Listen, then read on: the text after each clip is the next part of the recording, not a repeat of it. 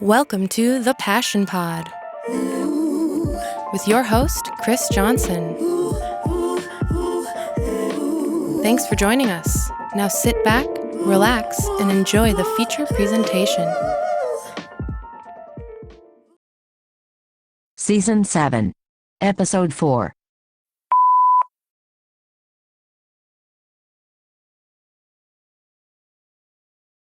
Welcome back, friends. Today we traveled to Hollywood, California to hang out with an aspiring superstar. Our guest today has been singing and dancing for most of his life and has sang for major artists like John Legend, Chance the Rapper, and a bunch of different people.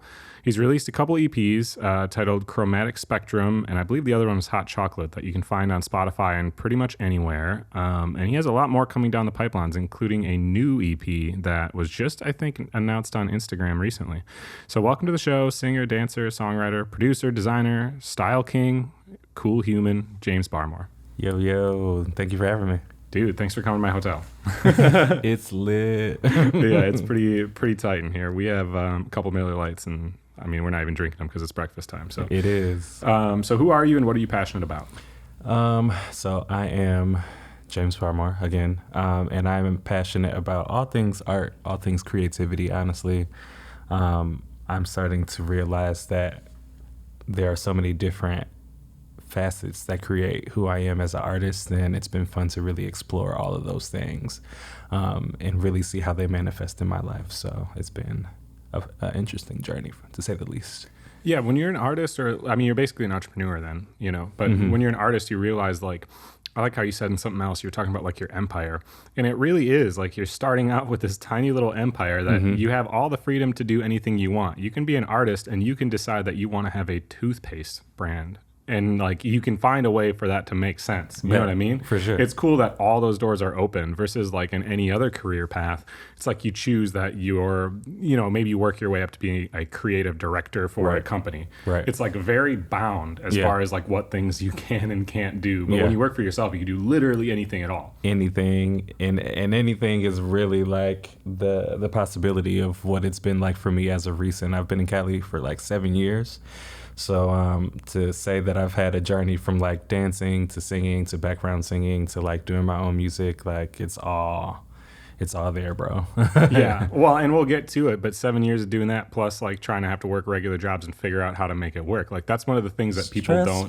That's what I'm saying. People like don't understand, and people coming from my zone don't understand because I didn't understand. When you see like, you know, see anyone working with, really, like, when I was growing up, if I had seen or heard somebody in the entertainment world, I just assumed they must have a nice house in Hollywood. Right. And it's like, that's really not how it works at all. Like, I guess I won't say specifically, but I've, like, interviewed people that are very, very successful, and then they'll invite me to their house, and I'm like, huh.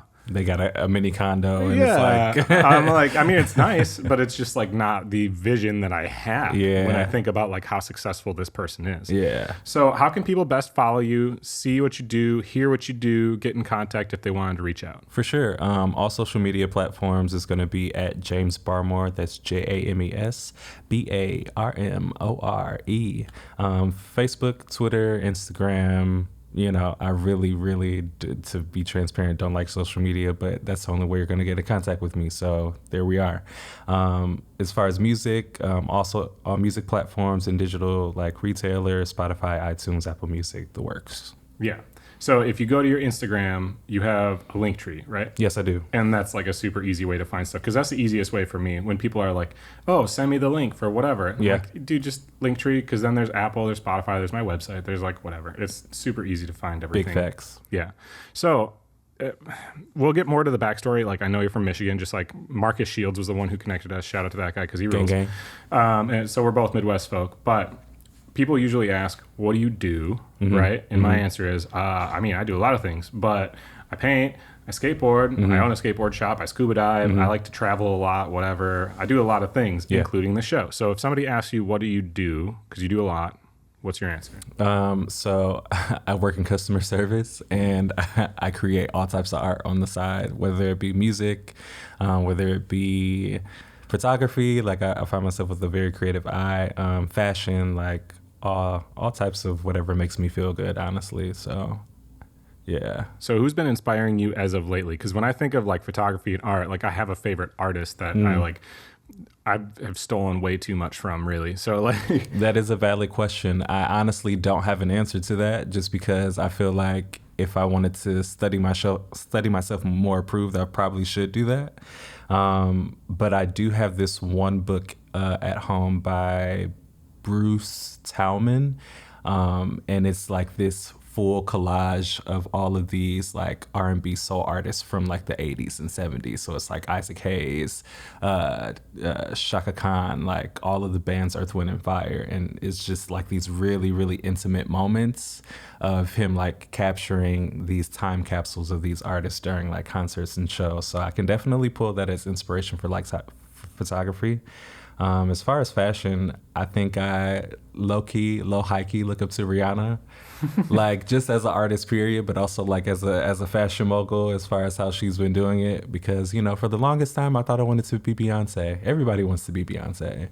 But yeah, then she's definitely like a dream guest. I want to talk to Bass so bad. And then I realized, no shade, Beehive don't come for me. But I was like, I think I want to be Rihanna instead. Like, she's making her music on her own terms, meanwhile dropping fashion, meanwhile dropping like makeup, and just released perfume, and just became like the highest paid, you know, woman artist like in the country or whatever it is. So I was like, yeah, I think I want to be Ree. Like, she's intense. I always wonder with people like that, like, how do you not slow down? Like, at some point, you have plenty of money, but like, obviously money is not what motivates her otherwise, because she's had enough for a long time. Yeah, for sure. But like, how do you maintain that much energy that goes into that for that long? I'm already like, I'm 31 and I'm already thinking about 45 when my kids graduate, and I'm like, at 45 I'm going to semi-retire and I'm going to be painting on a beach, and I'm sure I'll be involved in business things, but like, I'm going to slow down. Granted, who knows, by that point, maybe it's like a totally different story. I think that's the main thing about it, though, at least where I am with all of that. And as far as like building my empire, I think it's a good point for me to like establish that balance, because I feel like I am always looking like ahead and thinking about what I can do next, but it also takes away from the moment of me being present and just being able to appreciate the things that I'm actually doing for myself. So in that regard, I feel like Rihanna may or may not be operating in that lane where it's like, yeah, I got money, but like, no, I just want to do that makes me feel good and that looks good. And, you know, I can enjoy those present moments while still like putting together scholarships, putting together grants, and doing all the business stuff on the side, because it's no longer just benefiting her, it's benefiting all of those around her, like her family and her team and all of that stuff. So yeah, it's kind of like motivation, you know what I mean? Oh yeah, of course. My problem is like, I don't want to say I'm too motivated, but I have that double-edged sword of like, I know that I'm capable of doing a lot, and I put a lot on myself, such as like I was talking to you on Friday. On Friday alone on this trip, I have 4 different interviews in one day, which is like kind of committing to like a lot for myself, but I know I can do it. So I end up accomplishing a lot, and I'm like stoked on the things that I'm doing, but I'm really bad about just like slowing down when each individual milestone hits, and just like giving myself a day to like celebrate it. Yeah. Like I'm like immediately thinking about the next thing. And I know that I have to figure out how do I like just accept and be stoked on each individual thing. The outside world maybe thinks that I like am overly stoked about the things I do, but really I'm always looking forward towards the next thing. And that's like a struggle of mine. Yeah. So what's your backstory more? You're from Michigan, and obviously you got into music. At some point you came to LA, but I don't really know that story of like growing up when you came out here. Can you kind of summarize that? Yeah. So, I mean, Michigan was, you know, Motown family, you know, all types of music, gospel music for sure. And just influences of old school music. That's why I feel like I'm such an old soul now. But transporting all of that into moving to Cali. I moved here in 2014 really on a whim. It wasn't my intention to move west at all. If I were to ever move, I wanted to move to the East Coast. But the opportunity presented itself. So I was like, I really don't have anything holding me here in Michigan. And I also feel really complacent. So let's do something that I've never done before, and that was picking up and moving 2,000 miles away from my family. How old were you at that point? I was like 20, 21. And you'd already been dancing and singing and stuff? Yeah, I had already been dancing and a little bit of singing. I was doing a lot more dancing in college because I just wasn't confident like in my singing, and I wasn't confident in myself as an artist. If I had a pinky toe of what I did or what I do now here in Cali, back in Michigan, I'd probably be a lot better off. But it takes one thing to gain another, so I'm not really mad at that. Yeah. I mean, it all takes time. So how did you know Markus? What's his involvement? So funny story about Markus. The apartment that I was staying at in North Hollywood, he literally stayed directly like across the street, like down the street on the street across from mine on the main street, Magnolia, for the entire time that I had been in that apartment. And I didn't meet him until like the year before I moved out of that apartment during my birthday. I had met him through a mutual friend, shout out to Jimmy, who they had worked together, and he had invited him to my birthday dinner, and we just, linked. I found out he was from Michigan, and he was like, oh yeah, bro, like, I've been looking into, wanting to do music and so on and so forth. So I was like, bet, like, let's link, let's have a session, let's feel it out. And that was like instant spark and creating music and creating catalog, and here we are. How long ago was that? As of now, it's probably like a year and a half. We're probably just a year, honestly. I think we just celebrated like a year of working together. Oh, sure. Yeah. So it was right during the pandemic then, when sure. everything slowed down for him. For sure. I figured you would have met him through like dance or something. I didn't realize it was through music. I was like vaguely aware of him through the dance community because, of him obviously teaching and working in the industry. But me as a dancer, I liked to be kind of like in it, but not in it, because I really didn't like my experience of the dance industry. I felt like I was on a hamster wheel and everybody was on the same hamster wheel. That's why I got off and started doing music. So I was aware of Markus, but I had never like taken his class or had actually like reached out to him to like, yo, what's up, bro? Sure. And then you meet him and he's just like the most humble, like confident, but like most humble presence. And you're like, damn, like anything that's around this guy is going to work. For sure. Like that's the vibe that I get when I talk to him is like, I have to be around you. Like I have to be, because anything you're doing, I'm going to feel great about, is going to be super good. His passion definitely initiated like my passion even more. And he really showed me like how possible it was for me to like create music the way that I've been able to create music and also put together this EP. Something as simple as being able to like find an engineer and go into a studio for however much, you know what I mean? Just doing that action for me was like major, because I was like, damn, I can actually do this. You know what I'm saying? Yeah. Well, it's a lot of the times like any of these things, we perceive them as mountains off in the distance, when really like they're just some tiny little hill in front of you. You just think it's something that it's not until all of a sudden you do it. For sure. And that's why if you surround yourself with people that are already doing the things that you want to do, you'll find that it comes so much easier. Agreed. You know what I mean? It's just you're building it up to be something that it's not. It's even like recording like a podcast. People, come to me and they're like, how do you do that? How do you get the show going? It's like, well, it's really not that complicated. Obviously, you get better at it over time. You network, you get better guests, and you understand how to do everything. But literally, like the step it took of just setting my laptop down and using the internal microphone and Audacity for free and clicking record was like not that difficult. Yeah. But like that was the start. And from there it was like, okay, now I'm rolling. Right. But it took however long for me to like, I think it was probably a good year or two of me thinking like, man, I feel like I would be good at that. And just like never sitting around and doing it. Yeah. And then you get started and you're like, damn, this is actually easier than I would have thought. Yeah. So you moved out here when you were pretty young. Obviously, like that means you didn't immediately go like the 4-year college type route. What was your plan? Like, when did it click with you anyways that you're like, I don't want to have just a regular career, like 9-to-5 type job? Probably college because I didn't finish. I literally did like 2.5, almost 3 years of community college because it was my intention to transfer to a 4-year to study musical theater. But instead, like, I had moved to Cali, bro. And, I don't regret it because I always felt like college would be there when I want to do it, if I want to do it. So, I think it really hit then. And then, I still went through my ups and downs, like actually throwing myself into the fire and navigating the industry, like all the no's and the rejections and, the self-thoughts and all of that.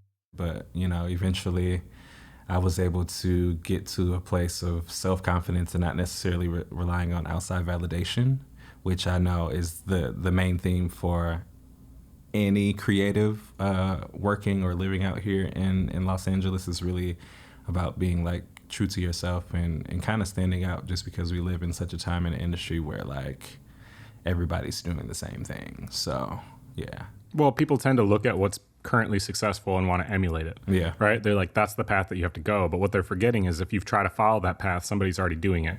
So it's not really going to work. But everyone's afraid to go on the outside because they're afraid of that rejection of somebody just saying, why? That path doesn't work. That's stupid. Or just being less seen. Yeah, well, yeah, absolutely. But like I said, they forget is like then they're not being unique and no one's going to care. Yeah. Even if you do it really, really well, you're not going to do it as well as the person who was doing it most likely. I mean, Right. 99% of the time. So you kind of have to carve your own thing.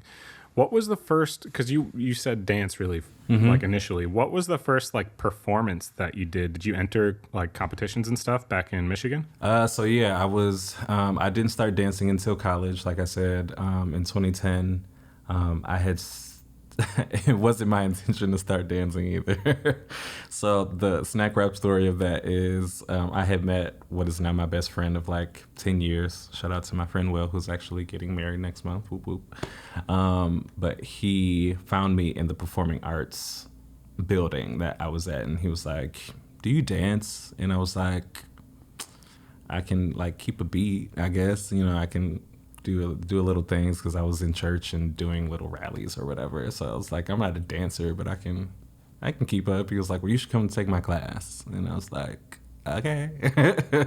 And that's really like what inspired my whole dance career. That went from taking classes at college to joining his hip hop crew, to joining a contemporary dance company, to, you know, guesting at other companies, to going to competitions, to, you know, doing all the things. And when I moved to Cali, my first performance job was a Six Flags dancer at Magic Mountain. So that was pretty lit too. Oh, dope. What did you have to dress up as? So they had two shows that they had set up for that initial year. There was the inside show for a magician, so it was a magic show. And then there was an outside show at Full Throttle, which was the new ride at that time. But they had the Full Throttle Plaza and a cover band, and then the Full Throttle dancers. So we would switch between shows during the week, but it was a full week's worth of shows, probably like 3 or 4 times a day.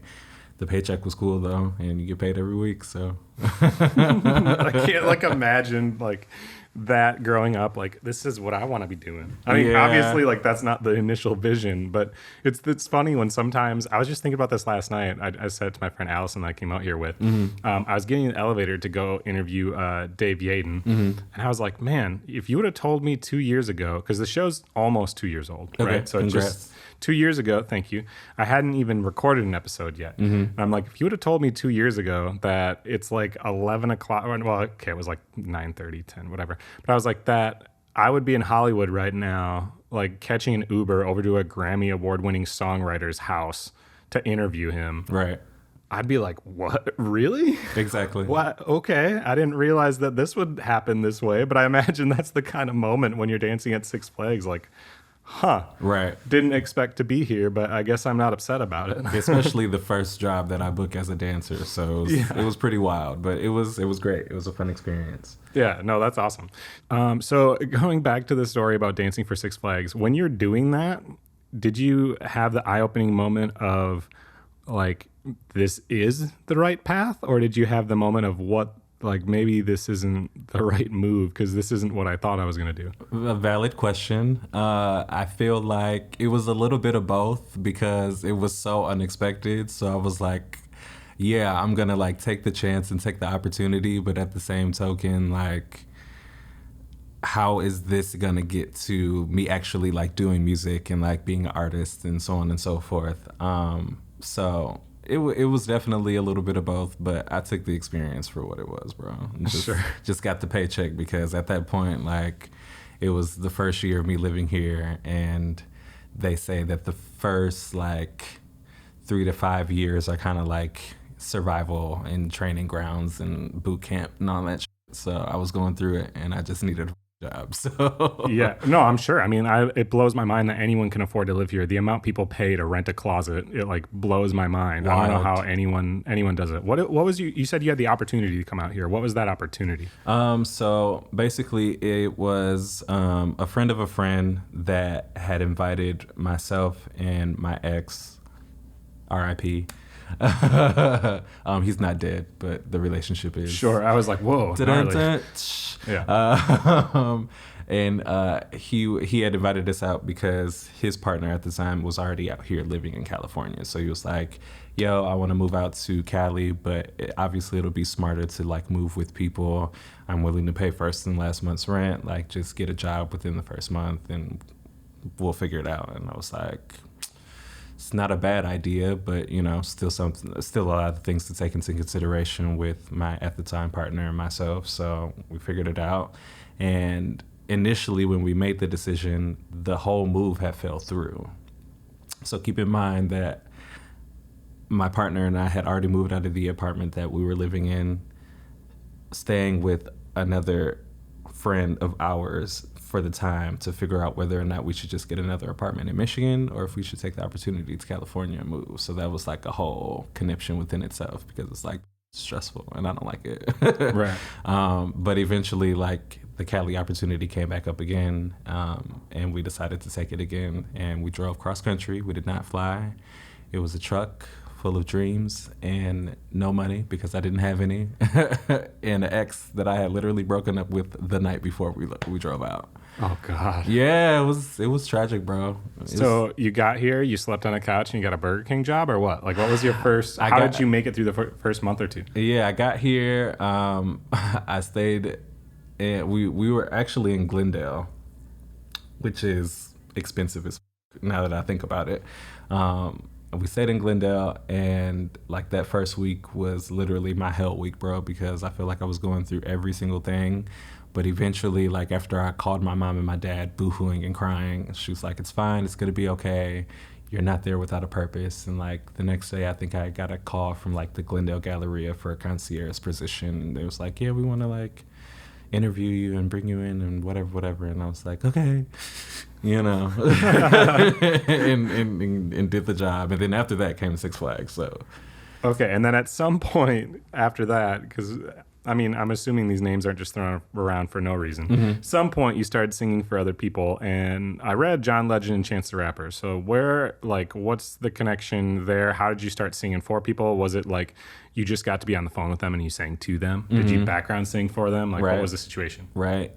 So fast forward like 4 years, 2018, I had auditioned for a choir called Jason McGee and the Choir. And they're a recording choir under My Black Records with Warren Campbell. And they actually just released their album called Power. Gang, gang, shout out to them. And I just auditioned for the choir. And I didn't know, like it was really based on chance because I really didn't know what I was getting myself into. Somebody that I admired, Amber Riley, had just posted the audition on her Instagram. So I was like, okay, like I'm just going to take the chance. I went and auditioned.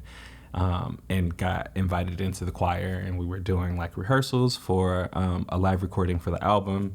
And then outside of that, he had made the intention known that this isn't just like a choir, this is a recording choir. So that means you are gigging and you're doing like, award shows and recording sessions with John Legend and like Usher and Chance the Rapper. So John Legend, we did like twice for Hillary Clinton. We're with her campaign during that time at the Hollywood Bowl.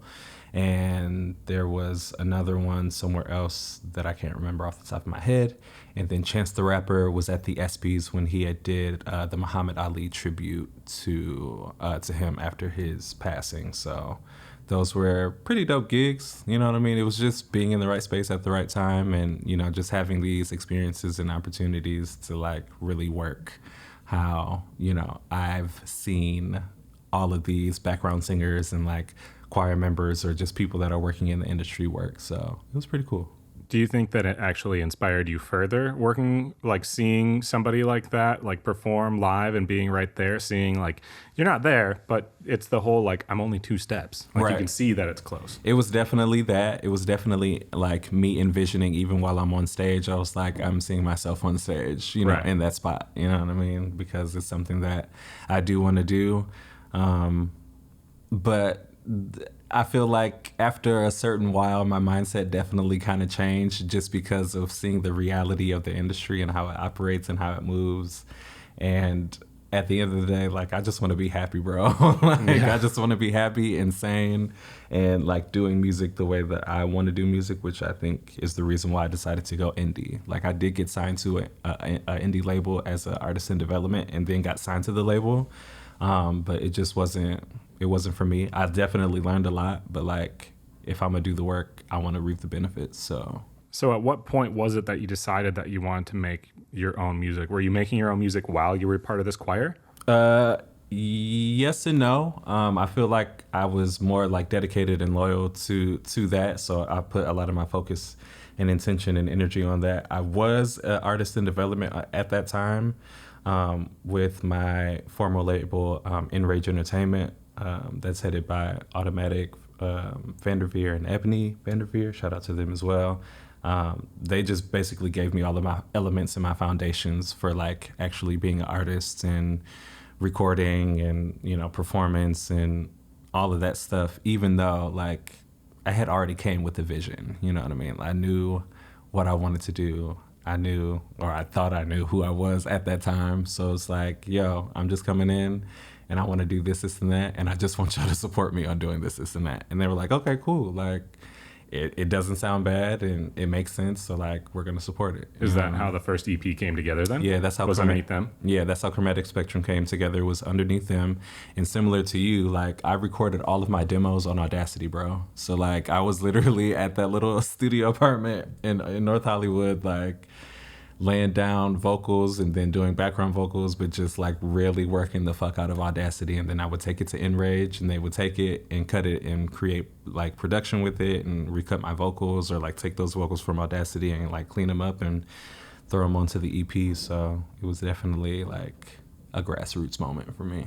Yeah, but I mean, think about like how big of an advantage we have in today's world in comparison to 15, 20 years ago. Yeah. Nowadays, if you want to build this whole empire, right, like we were talking about, you can record your own music, and 90% of people listening, like, they wouldn't really notice that big of a difference anyways. Exactly. You know, at least as far as figuring out whether or not they like you. Yeah. Like, it's not going to limit you. You can just create an entire album. I mean, look at Chance, like, obviously, right? You can, For sure. You can create an entire album totally on yourself, by yourself, watching YouTube videos of how to do it. Yeah. And merch and everything else. You can make jewelry. You can drop ship t-shirts or like anything. You Right. can build everything. Granted, the competition is like way oversaturated, but still, Yeah. you can create anything that you have a vision for if you have the drive to do it now. Like, sure. all those tools are there and they never were before. Yeah. So how have things progressed from that album until now? You said before you were kind of building up, you know, a whole brand with t-shirts and, you know, your Apothecary and like all this other stuff.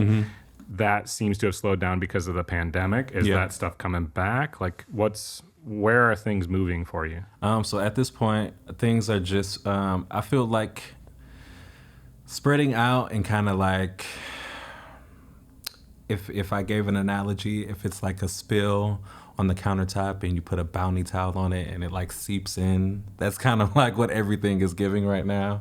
As far as my music, like everything is just being, you know, self-produced, written and or collaborated, you know, with a few people.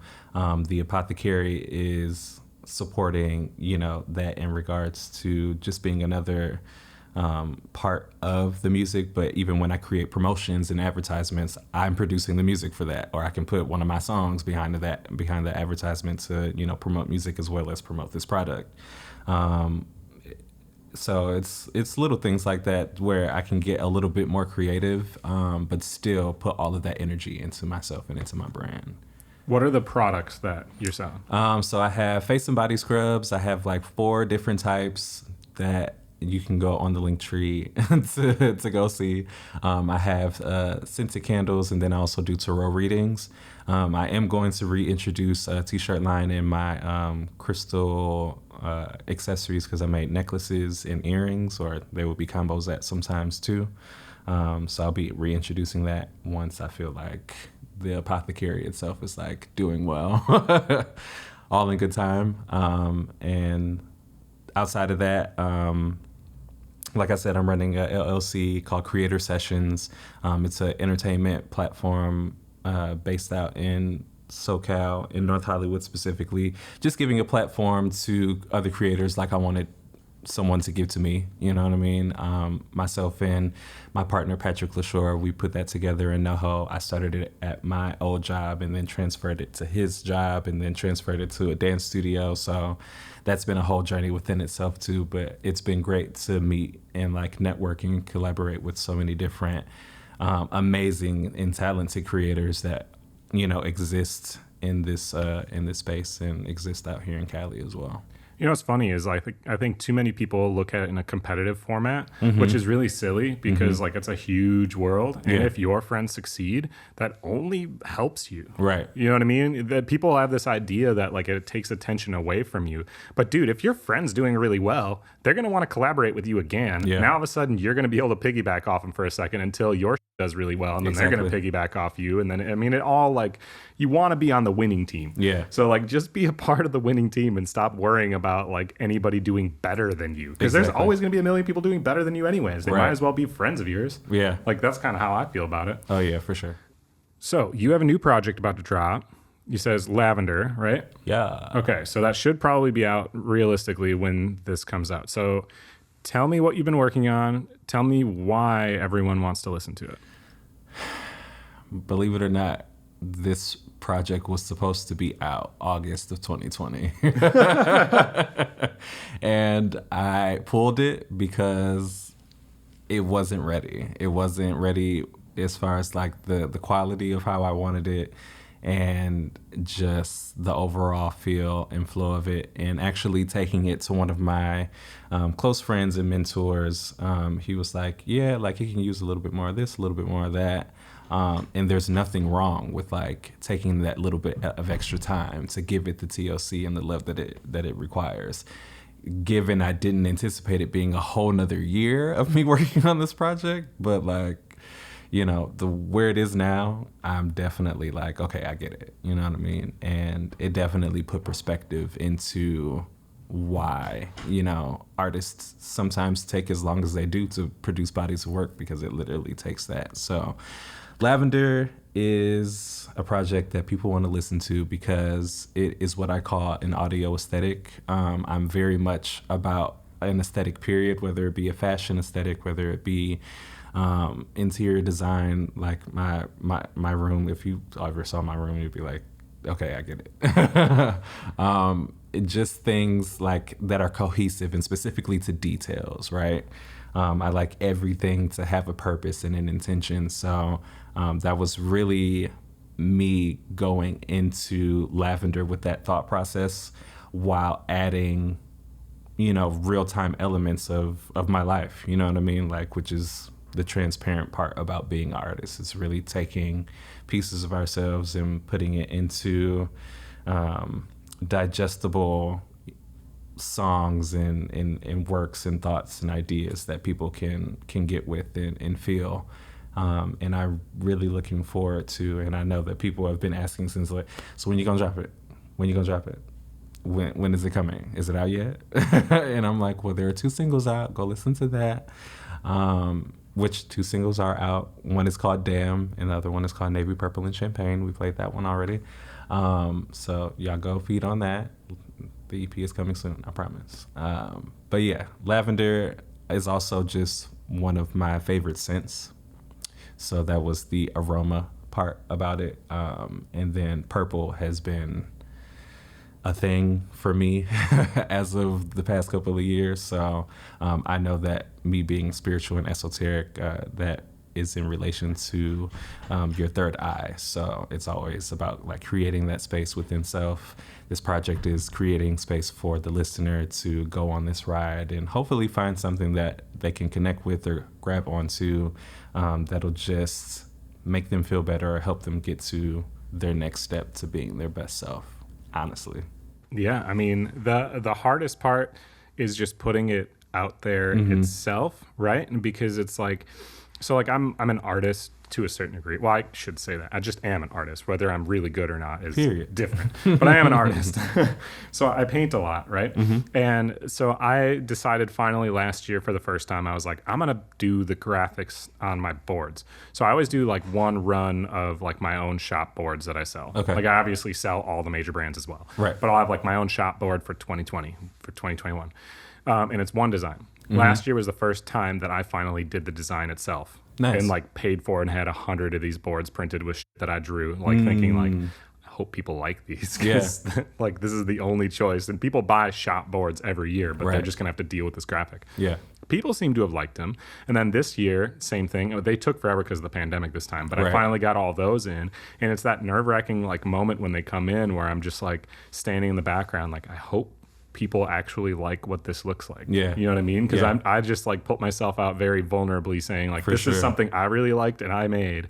You kind of are stuck with it. So, you know, but you open yourself up for criticism too. And that's like really hard because I'm sure there's not everyone's going to like any kind of art. So I'm sure there's plenty of people that came, saw the board and was like, nah, like, it's just not my thing, you know? And I'm going to try to hopefully not hear too many people say that because my ego like can't handle it. But then putting out your best, I forget who I was talking to about it, but they were saying basically like you got to think of how high quality everything is at this point. The difference between being like a superstar and being average is only like 10%.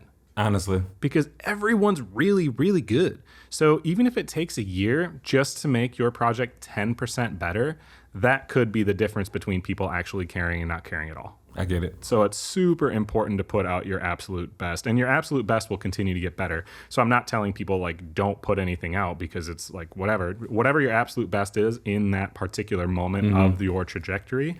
Put that out, but make sure it is your best. Right. And then it's only going to keep getting better from there. Hopefully at some point people recognize that your best is good as hell and they just want to be along for the ride from there on. They will be. So what's next for you after this project drops? What else is in the immediate future? So immediate future as of right now, just creating more music. I actually started I don't know if we call it a collective. I don't know if we call it a duo. I don't know what the hell to call it. But Marcus and I have been, like I said, doing a lot of writing together. And we put together a team called Two to Many. So when he was on, I believe he played one of the songs called Finish Him. And that was the song that we had worked on together. So I know that he and I will be releasing a few more songs from that catalog. I'll still be, writing and creating and releasing like singles and putting together visuals for this EP and so on and so forth. That comes with independent, marketing and promotion of yourself as an artist here in California. Outside of that, I am really just building, like I said, my empire, like making sure all of the ducats are in rows, building intentional and purposeful connections with people that, I can work across with and we can really all eat together. It's really me finding my tribe right now. And I feel like I'm slowly starting to get those pieces together. So it's an exciting time is what I wanted to say. Yeah. Well, I mean, if you put yourself out there and you're not trying to like be the hamster on the wheel and you just put the intention out there publicly of this is what I would like to do and I would love help. You'd be surprised by how many hands all of a sudden are out there saying, hey, yeah, I'm trying to do something similar. Like maybe this will work. Like, there's actually a lot of really cool people out there that are very open to being on the same team. For sure. You just got to identify who those people are. And so many people are so uncomfortable putting themselves out there saying that they need help that's really what shoots them in the foot. Yeah. Because the opportunities are around. You just got to like be willing to put yourself out there to find those opportunities in the first place. Yeah. But yeah, finding your team sometimes is a little bit difficult. And sometimes you meet somebody where it's like, okay, we can work together on this, but maybe not necessarily on this. I got to find somebody. Navigating relationships sometimes, especially when business is, involved and when people care so strongly about what they're doing, Right. sometimes can be like a dicey thing. And, not every relationship is going to work out exactly the way that you want it to, but that's okay. That's all part of the stepping stones towards the next thing anyways. Right.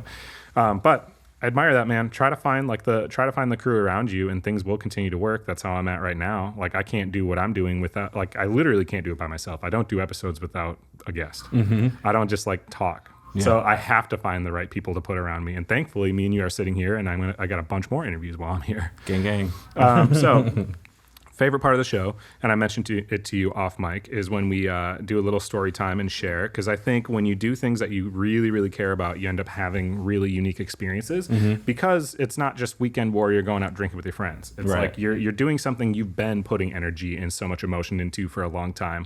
So unique experiences come up that make it all kind of worth it. So can you share a unique experience, something you're really grateful for, like a specific one, but it only happened because you chose to pursue your passion for all the things you're making?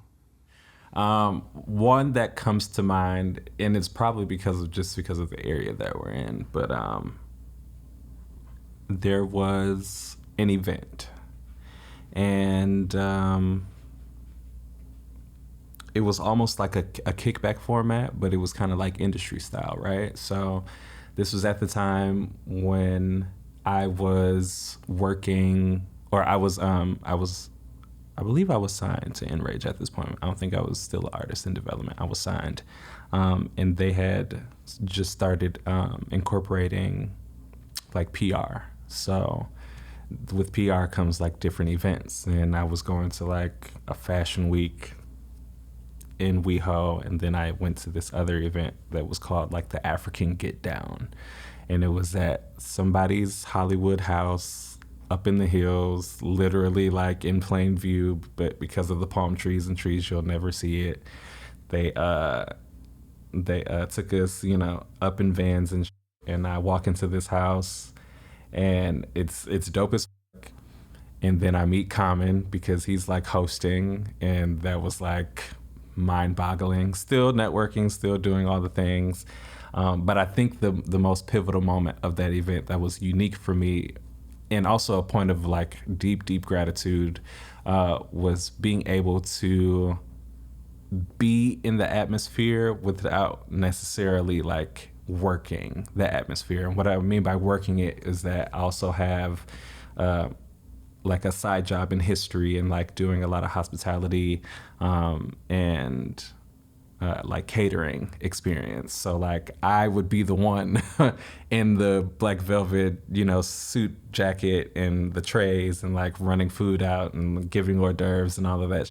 And I walk into this gig and it's just like, no, I'm James Barmore, the artist. I'm not James, like the waiter. I'm not the help. It's just being able to really enjoy this event with all these black people that look dope, and like Common is here, and it's just dancing and it's vibing.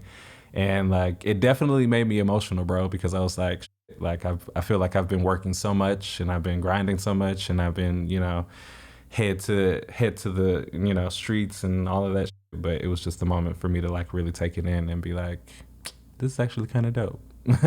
So I think that was my unique experience that I can think of outside of like any of my regular stories. How was that? No, I mean that's awesome. It's that kind of almost like moment of recognition where it's like, oh, I'm a peer, to a certain degree of like all these people that I look up to in this like. That's the kind of party that you like think about all the time. Like, damn, I wish I was there. And then when you're finally like invited to be there, like I was talking to Lamorne Morris was a guest on the show. Okay. And he was talking about how he still fangirls out when he goes places sometimes.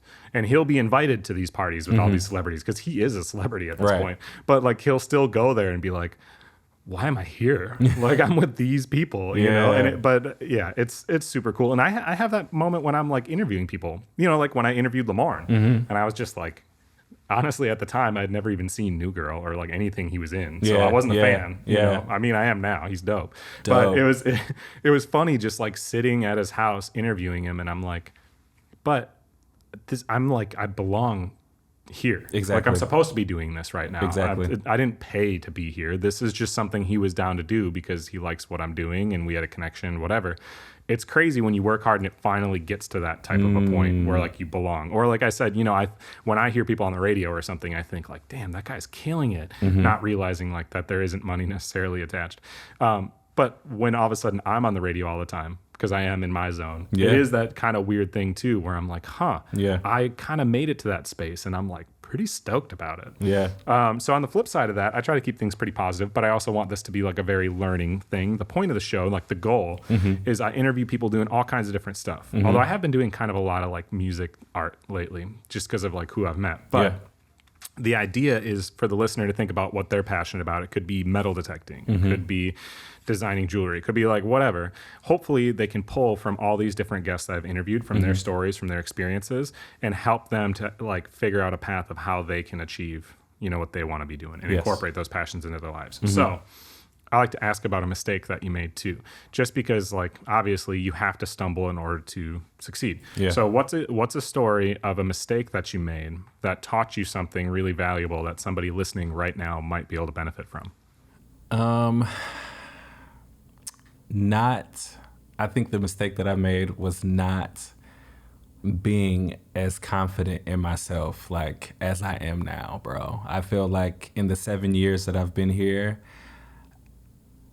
I feel like I could have did so much more, but I've held myself back for such a long time. And it's because of like lack of self-worth, lack of self-confidence, like all the internal things that like people talk about and is kind of coming to the forefront now as far as like mental health and mental health awareness and like just dealing with all of this, you know, trauma and childhood, you know, upbringings and all that shit. But really that. And I feel like me not allowing my greatness was the thing that I don't necessarily regret, but is the one thing that really like kept me back. So if I could give a message to the listeners for the Passion Podcast, gang, it would be to really like take every day, and I say every day because it's literally something that I have to do for myself daily, because I need it. I need that sense of safety and security for myself, but also that point of like, you're that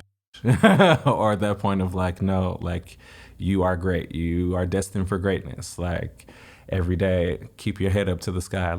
Long as you keep your head to the sky, be optimistic. Like it's an everyday thing, because the more that you tell yourself that and the more that you know, feed that into yourself and into your soul, like it'll continue to attract and like manifest all of the things that you really, really do desire in your life. So believe in yourself, boys and girls. Believe in yourself, because nobody else is going to do it except for you. And they're not going to do it until you do it for yourself, TBH. Word to Will Smith, because that was a dope interview too. Yeah, no, I mean, 100%. I mean, the thing is people are so afraid of rejection, right? And the thing is, for you to be really successful and for you to get thousands of people listening to you, you're going to have a lot of people listen and not like it. Yeah. Because it's impossible to have everything work, right? It's the whole idea of like Michael Jordan. You're not going to make every shot. Right. It's literally impossible. So you're going to disappoint people and miss. But you're not going to have great moments unless you continuously do that. Right. And that was really difficult for me for a long time too, is like, I want everything to work out. And I get so bummed when I see like a negative review on the internet or something. I'm like, and I tried so hard and this person doesn't like me. And I've had to like, I literally read a book the other day that like the whole reason I read it was to try to develop a little bit thicker skin. Because like, I just really struggle when people like, whenever somebody tries to like criticize me, and it's not because I think I'm like awesome, it's just really hard for me to swallow. Yeah. But you're not going to get any of that praise. You're not going to get anything done if you're not willing to accept the fact that you're going to get criticized, even if it's like unfounded. You're going to get people saying things about you or tell you it's not good, even if it is amazing. Yeah. You're going to have people tell you it's not good. Rihanna has people that don't think her music's good, and Every it's day. obviously good. Yeah. So yeah, I completely agree. It's just like a really hard thing to do that hopefully over time you get better at. Yeah. So one more time, how can people find you, follow you, get in contact, if they want to all of a sudden have you give them a shout out and sing happy birthday to them, whatever. Wow.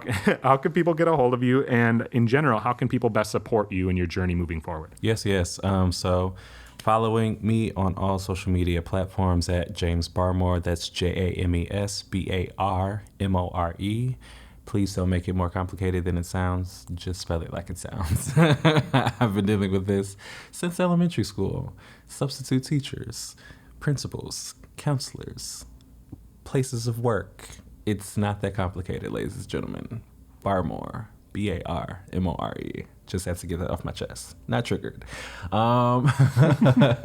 You can obviously go support me in regards to my music on all social or all media and digital retailers, or you can visit my Instagram directly at James Barmore and visit my Linktree, where it would have SoundCloud, interviews, music available, and all of that good stuff, all of the things that you so desire, as well as ways that you can support me. Definitely check out my apothecary called Afro Mystic Apothecary.